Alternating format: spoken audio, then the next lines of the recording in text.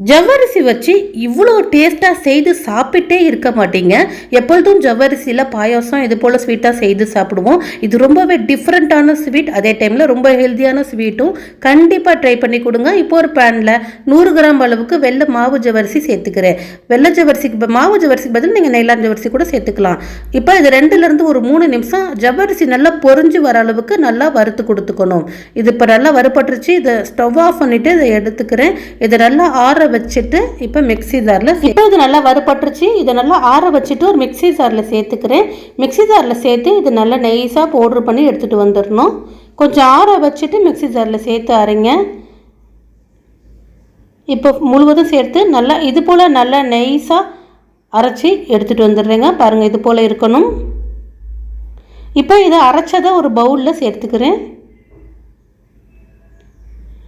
ஃபுல்லாக முழுவதும் சேர்த்துட்டு இப்போ அதே மிக்ஸி ஜாரில் கேரட், ஒரு பெரிய கேரட் தோல் சீவிட்டு நல்லா அலசிட்டு கட் பண்ணி வச்சுருக்கேன், அதை சேர்த்துக்கிறேன். நல்ல ஒரு பெரிய கேரட் அளவு சேர்த்துருக்கேன். இது கூட 2 சில் அளவுக்கு தேங்காய் சேர்த்துக்கிறேன். தேங்காய் பொடியாக கட் பண்ணி சேர்த்துக்கோங்க. இப்போ இதை லைட்டாக அரைச்சி எடுத்துகிட்டு வந்துடுறேன். ரொம்பவும் நெய்ஸாக அரைக்க வேணாம், தண்ணி எதுவும் சேர்க்காம தான் அரைச்சிருக்கேன். இந்த அளவுக்கு இருந்தால் போதுங்க. நல்லா கேரட்டும் தேங்காயும் நல்லா அரைப்பட்டுருக்கணும். இப்போ இதை நம்ம அந்த ஜவ்வரிசியை அரைச்சி வச்சுருக்கோம் பாருங்கள், அதில் சேர்த்துக்கலாம். ஃபுல்லாக முழுவதும் சேர்த்துட்டு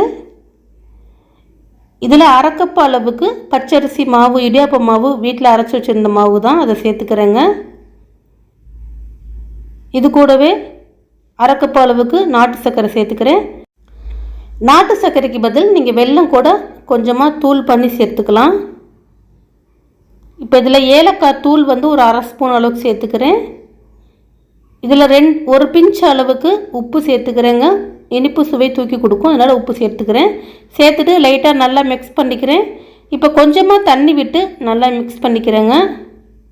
தண்ணி அதிகமாக விட்டுறாதீங்க, கொஞ்சம் கொஞ்சமாக விட்டு இது போல் மிக்ஸ் பண்ணிக்கோங்க.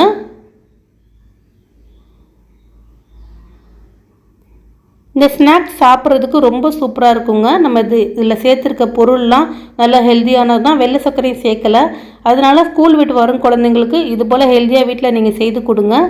இப்போ பாருங்கள், நல்லா மிக்ஸ் பண்ணிட்டேன். இப்போ இது போல் கொழுக்கட்டைகள் போல் நான் பிடிச்சி எடுத்துக்கிறேன். இதே போல் எல்லாத்தையுமே பிடிச்சி எடுத்து காட்டுறேன்.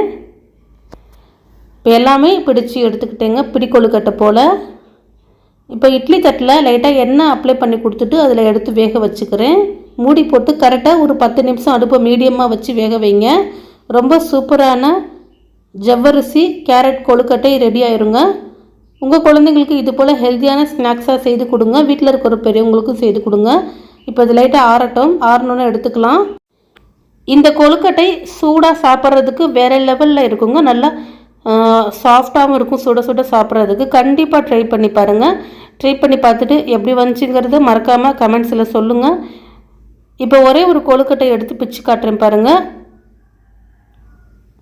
இதே போல் நீங்களும் செய்து பார்த்துட்டு எப்படி வந்துச்சுங்கிறத சொல்லுங்கள்.